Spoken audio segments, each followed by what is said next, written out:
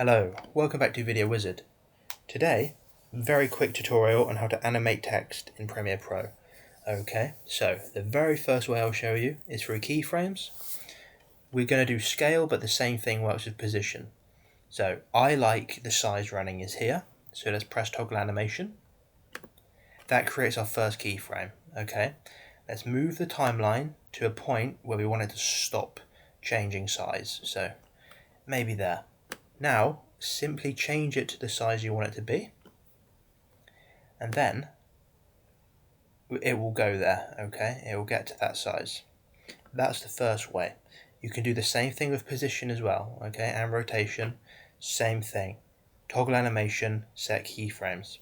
The next thing is video transitions. Most video transitions will work on text.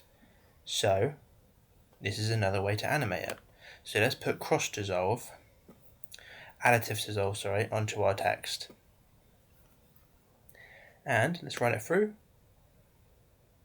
You'll see it fades in.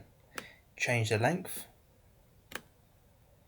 You'll see it fades in. That is a very quick way how to animate text. Okay, it's the basics, have a mess around, but that's the beginning. Okay, thank you very much for watching. Have a great rest of your day.